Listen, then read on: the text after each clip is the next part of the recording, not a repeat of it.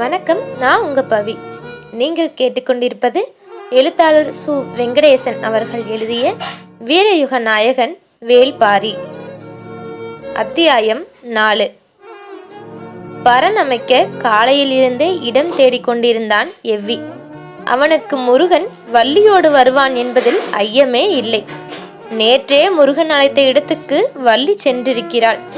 ஒரு முறை முருகனின் பின்னால் சென்றால் பிறகு காலம் முழுவதும் சென்று கொண்டே இருக்க வேண்டியதுதான். அதற்கு சிறந்த உதாரணமே நான் தான் என்று நினைத்து கொண்டான். இன்று வள்ளியுடன் தான் முருகன் வருவான். ஆனால் மீண்டும் அதே மரத்தை பார்க்க ஏன் அழைத்து போனான் என்பதுதான் விளங்கவில்லை என சிந்தித்தபடியே பரன் அமைக்க ஏதுவான இடம் தேடிக்கொண்டே இருந்தான். பச்சை மலையில் யானை பள்ளத்தின் தென் திசையில் இருந்த முகட்டில் ஒரு வேங்கை மரம் தனித்து நின்றிருந்தது. இப்படி ஓர் இடத்தில் தனித்த வேங்கை மரத்தை யாரும் பார்த்திருக்க மாட்டார்கள். எவ்வி அதன் மீது ஏறி அதன் உச்சியை அடைந்தான். மேற்கொப்பில் நின்று 4 புறமும் பார்த்தான். மொத்த மலையும் அந்த வேங்கை மரத்துக்கு கீழ்ப்பணிந்து இருந்தது. காற்று எல்லா திசைகளில் இருந்தும் சுழன்று வந்தது. தனது வேகத்துக்கு ஏற்ப வேங்கை மரத்தை விரல்களால் கோதி இசை கூட்டி சென்றது காற்று. இன்று முருகனுக்கும் வள்ளிக்கும் தலைநாள் இரவு. குறிஞ்சி நிலத்தின் பேரழகே இந்த நாளுக்காக வடிவமைக்கப்பட்டதுதான். கைக்கு எட்டும் தூரத்தில் வெள்ளிகள் பூத்து கிடக்க, கால்களுக்கு அடியில் காடு மிதக்க, காமம் பெருத்து காதல் தலைக்க இதுவே ஏற்ற இடம் என எண்ணியபடி கீழே இறங்கினான். அன்று பகல் முழுவதும் காட்டின் ஒவ்வொரு திசைக்கும் ஓடினான். செவ்வருவிக்கு பக்கத்தில் விளைந்த சந்தன மரம் ஒன்று இருப்பது அவனுக்கு தெரியும். நண்பகல் கடந்தபோது சந்தன மர கிளைகளோடு வேங்கை மர அடிவாரம் வந்தடைந்தான். வரும்போதே சிலா கொடியை அறுத்து வந்திருந்தான். வேங்கை மரத்தின் உச்சியில் நார்கிளைகளுக்கு நடுவில் சந்தன மரக்கட்டைகளை குறுக்கிட்டு அடுக்கி சிலா கொடியால் இறுக கட்டினான். கொடிகளிலே மிக உறுதியானது சிலா கொடி. இவ்வளவு உயரத்தில் பரனை உளைய விடாமல் இறுக பிடித்திருக்கும் ஆற்றல் அதற்குத்தான் உண்டு. அதன் இன்னொரு சிறந்த குணம், கொடியை அறுத்த 3 நாட்கள் வரை அதன் சாறு கசிந்து வெளிவந்தபடியே இருக்கும். அதில் இருந்து வரும் நறுமணத்துக்கு ஈடே கிடையாது. சந்தன மர வாசத்தில் சிலா கொடியின் நறுமணத்தோடு வேங்கை மர உச்சியில் திரும்பும் திசையெல்லாம் பச்சை மலை காற்றை அள்ளி அணைத்து எம் குறிஞ்சி தலைவனும் தலைவியும் நடத்தும் ஆதி கூத்து எம் குலத்தை பெருக்கி காதலை தலைக்கச் செய்யும். பெருமிதத்தோடு வேலையை முடித்த எவ்வி திணைப்புணம் காக்கும் இடத்துக்கு வந்தபோது மாலை மயங்கி கருக்கத் தொடங்கியது. அவன் எதிர்பார்த்தது போலவே வள்ளியோடு வந்தான் முருகன். காதலிக்க தொடங்கியதும் கைகூடும் ஓர் அழகு இருக்கிறதே, மனிதரை கண்டு மலர்களும் மயங்கும் காலம் அதுதான். முருகன் கேட்கும் முன்னரே மேல் திசையை நோக்கி கையை காட்டினான் எவ்வி. தலையை உயர்த்தி மேலே பார்த்தான் முருகன். நிலவிலே பரணமைத்து விட்டானா என்பது போலிருந்தது அவன் பார்வை. நான் அதை நோக்கி படி அமைத்திருக்கிறேன், அங்கு போவது உன் வேலை என பதிலளிப்பது போன்று இருந்தது எவ்வியின் பார்வை. முருகனும் வள்ளியும் பின்தொடர தீப்பந்தம் ஏந்தியபடி முன் நடந்தான் எவ்வி. தனக்கு பின்னால் இருளுக்குள் தான் எவ்வளவு விளையாட்டு! சின்ன சின்ன சிரிப்புகளுக்கு என்ன பொருள்? இது பதிலா, கேள்வியா? இவ்வளவு மெதுவாக பேச முடியுமா? பின்தொடரும் ஓசையே கேட்காமல் இருக்கிறதே. அவன் வள்ளியை அழைத்து வருகிறானா, சுமந்து வருகிறானா? திரும்பி பார்த்தால் அவர்களின் நெருக்கம் குலைந்துவிடும். வேண்டாம் என சிந்தித்தபடியே வேங்கை மர அடிவாரத்திற்கு வந்து சேர்ந்தான் எவ்வி. பந்தத்தின் ஒளி அந்த இடத்தில் படர்ந்த போதுதான் தெரிந்தது முருகனும் வள்ளியும் ஏற்கனவே அங்கு வந்து அமர்ந்து இருந்தது. அதிர்ந்து போனான் எவ்வி. என்னை பின்தொடர்ந்து வருகிறீர்கள் என்றல்லவா நினைத்தேன். மனிதனால் காதலை அழைத்து வர முடியாது, காதல்தான் மனிதரை அழைத்து வரும். எவ்வியிடம் பேச வார்த்தைகள் இல்லை. வணங்கி விடை பெற்றான். அப்போது எவ்வியின் கையில் ஒரு பொருளை கொடுத்தான் முருகன். எம் காதலின் பரிசு என்றாள் வள்ளி. அவர்கள் மர ஏனையில் ஏறி சென்று பரனில் அமர்ந்தனர்.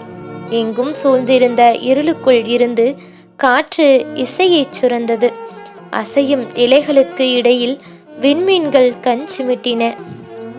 இத்தனை கண்களுக்கு இடையில் நாம் வெட்கம் களைவது எப்படி என்று கேட்டபடி வள்ளி நாணினாள். முருகன் சொன்னான், வெட்கம் கலைகையில் இவற்றை பார்க்க கண்கள் ஏது நமக்கு? சுடர் அணைவது போல பேச்சுக்குரல் மெல்ல அணைந்தது. வேங்கை மரம் தனது கிளைகளை அசைக்கத் தொடங்கியது. சந்தன வாசத்துக்குள் சிலாக்கொடியின் நறுமணம் இறங்கிய போது காற்றெங்கும் சுகந்தம் பரவி மேலெழுந்தது. மரத்தின் குப்பொன்றில் இருந்த ஆண் பள்ளியொன்று குரலெழுப்பி தனது துணையை அழைத்தது. ஓசை கேட்ட திசை நோக்கி முருகன் திரும்பிய போது அவன் கன்னம் தடுத்து வள்ளி சொன்னாள், அடுத்தவர் காதல் காண்பது பிழை. இதை அவனிடமும் சொல்லலாமே என்றான் முருகன். சிதறி தெரித்த வள்ளியின் சிரிப்பொடியை காடெங்கும் அள்ளி கொண்டு போனது காற்று.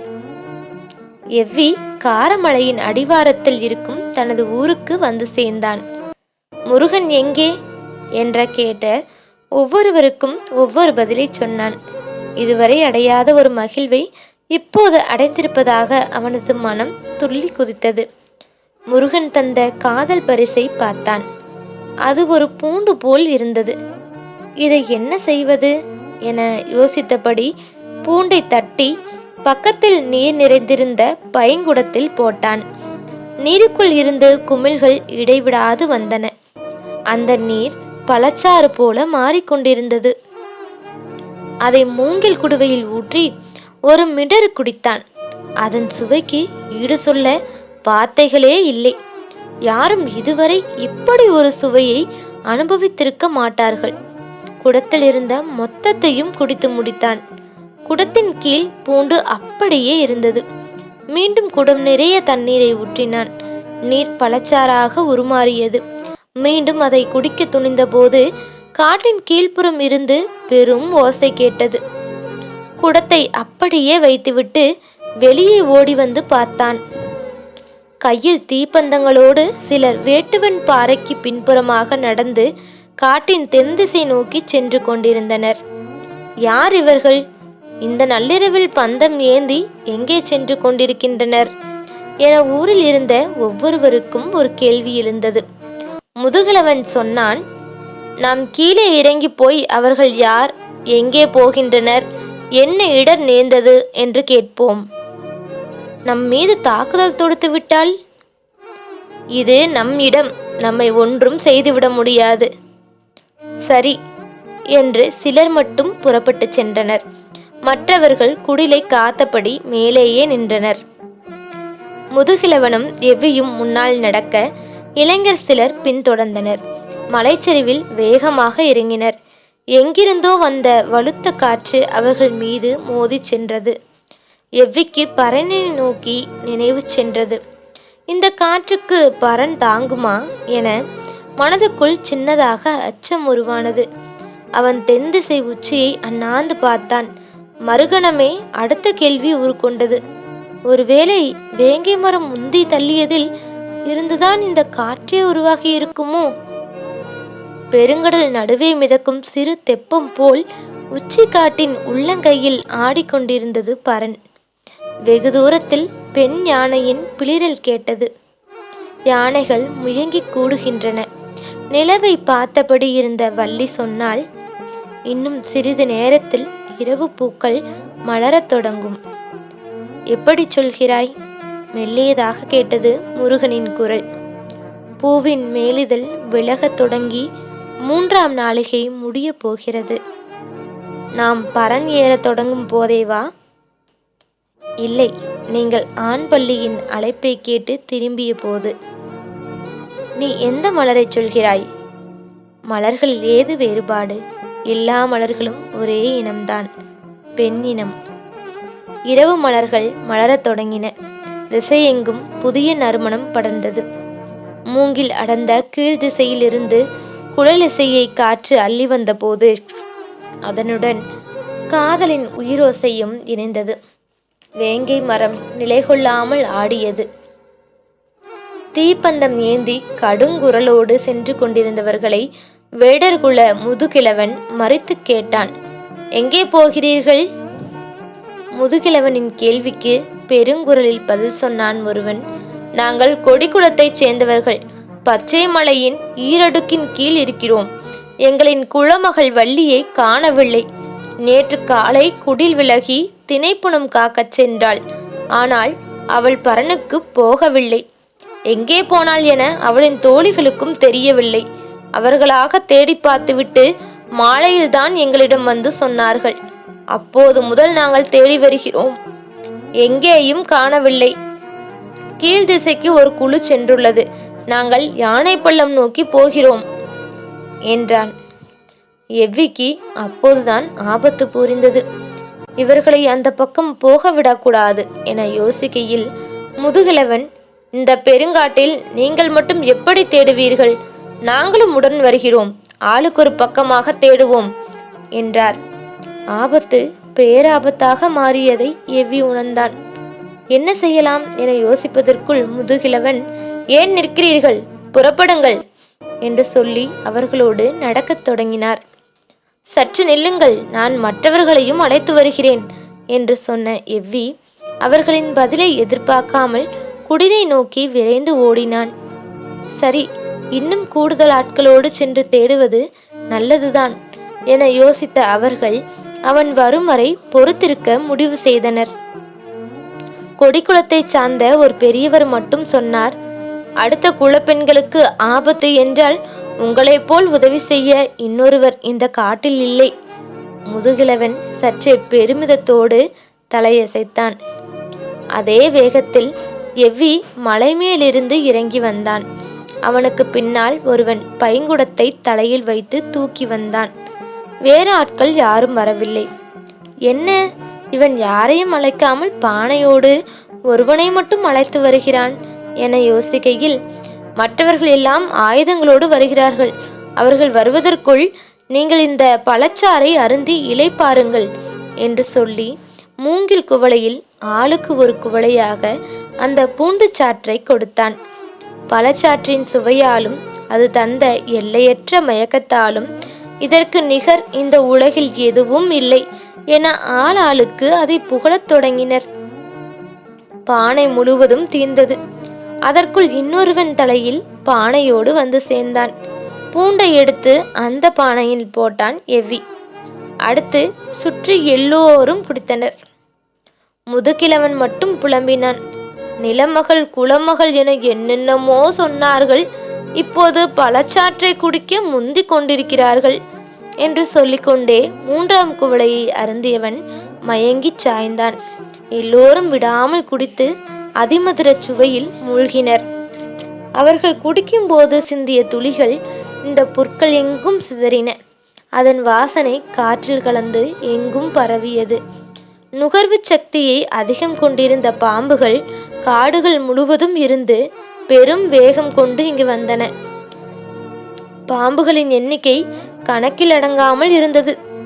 ஒவ்வொரு புல்லுக்கும் ஒரு பாம்பு வந்து சேர்ந்தது. புற்களில் இருந்த பழச்சாற்று துளியை தம் நாவால் நக்கின. புல்லின் ஓரம் இருந்த சுனை ஈக்கிகள் அவற்றின் நாவுகளை இரு கூறுகளாக அறுத்தன. ஆனால் பழச்சாற்றின் சுவை அவற்றை விடுவதாக இல்லை. மீண்டும் நக்கின. அடித்தொண்டை வரை நாக்கு இரு கூறுகளாக பிளந்தது.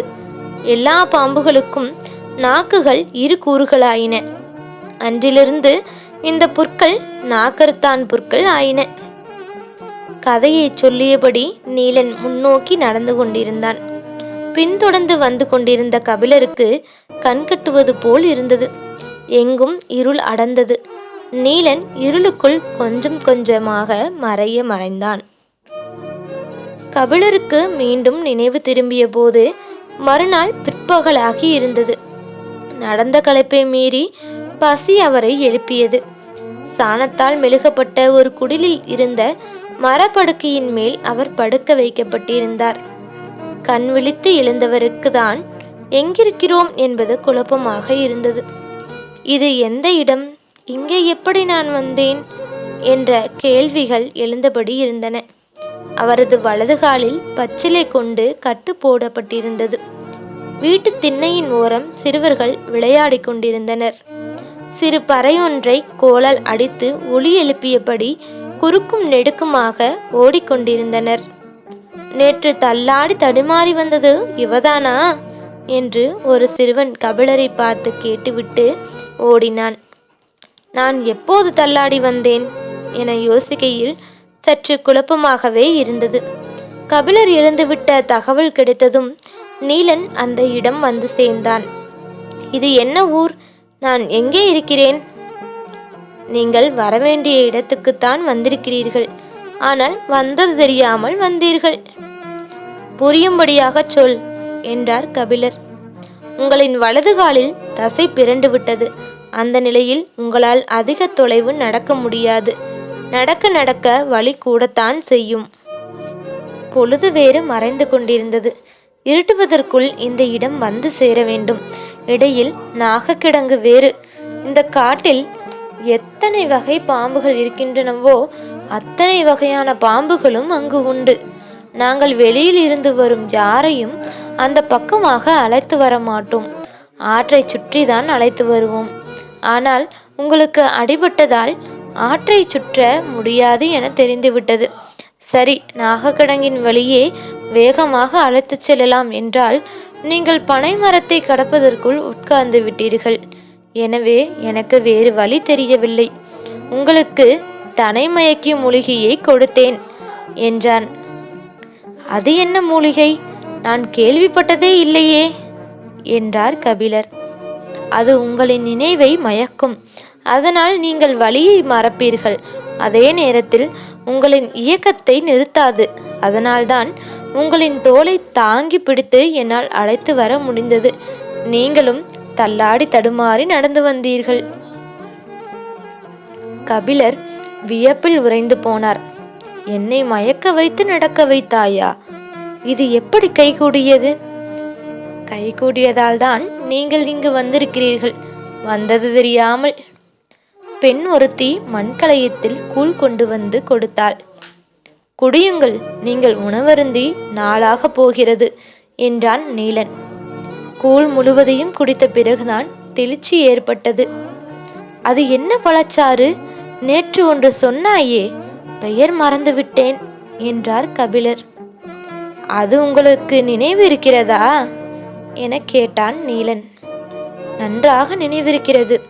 புல்லில் சிந்திய அந்த பழச்சாற்றை பாம்புகள் வந்து நக்கியதால் அவற்றின் நாக்குகள் இரு கூறுகளாகிவிட்டன என சொன்னது வரை நினைவு இருக்கிறது. அதன் பிறகுதானே கதையின் முக்கியமான பகுதியே இருக்கிறது என்றான் நீலன். எனக்கு முற்றிலும் நினைவில்லை. அதன் பிறகு முருகனும் வள்ளியும் என்ன ஆனார்கள்? என்னதான் நடந்தது? மொத்த கதையையும் என்னால் திருப்பிச் சொல்ல முடியாது. பழச்சாற்றை குடித்தவர்கள் மயக்கம் தெளிய பல நாட்கள் ஆனதாம். அதிகம் குடித்தது எவ்விதான். எத்தனை நாட்கள் என்று தெரியவில்லை. மயக்கம் கலைந்து மறுதடைக்கு போனானாம். வேங்கை மரத்தில் கட்டப்பட்டிருந்த சந்தன கட்டைகள் தலைத்து காற்றில் ஆடிக்கொண்டிருக்கின்றன. அவற்றை பார்த்ததும் எவ்விக்கு புரிந்தது. புன்னகையோடு ஊர் திரும்பி விட்டான். முருகன் எங்கே? ஏன் அழைத்து வரவில்லை என்று கேட்டதற்கு, காதலை மனிதனால் அழைத்து வர முடியாது, காதல்தான் மனிதனை அழைத்து வரும் என்று சொல்லிவிட்டு அந்த பூண்டு சாற்றை அருந்த போய்விட்டான். நீண்ட நாட்களுக்கு பிறகு காட்டுக்குள் சந்தன வேங்கை மரங்கள் புதிதாக தலைத்திருப்பதாக சொன்னார்கள். அதன் பக்கத்திலேயே திலாக்கொடியும் படர்ந்திருந்தது. எங்கு சந்தன வேங்கை இருக்கிறதோ அங்கு முருகனும் வள்ளியும் இருப்பதாக எங்கள் நம்பிக்கை. அதன் பிறகு இந்த பெருங்காட்டில் காதலின் அடையாளமாக சந்தன வேங்கை மாறியது. முருகனுக்கு பிறகு குலத்தலைவன் ஆனான் எவ்வி. கொடிக்குளமும் வேடர் குளமும் இணைந்தன. இருவரும் தங்களது இடங்களை விட்டு அகன்று மூன்றாம் மலையான ஆதிமலையை அடைந்தனர். அங்கு புதுநகர் ஒன்றை அமைத்தான் எவ்வி. அதன் பிறகு அவனது வழித்தோன்றல்கள் அங்கே உருவாயின. வேளிர் குலம் தலைத்தது. அதன் வழித்தோன்றலின் 42வது தலைவன்தான் வேள்பாரி. இதுதான் வேல்முருகனில் தொடங்கி வேள்பாரி வரையிலான கதை. கதையை கேட்ட கபிலர் கூழ் குடித்த களையத்தை நீண்ட நேரம் கையில் வைத்தபடியே அமர்ந்து இருந்தார். நான் இப்போது தனிமயக்கும் மூலிகை எதுவும் தரவில்லையே என்று நீலன் சொன்னபோதுதான் வியப்பிலிருந்து மீண்டார். களையத்தை அந்த பெண்ணிடம் திருப்பி தரும்போது கபிலரின் வாய் முணுமுணுத்தது. தனிமயக்கும் மூலிகை இலைகளில் மட்டுமல்ல, கதைகளிலும் இருக்கிறது. தொடரும்.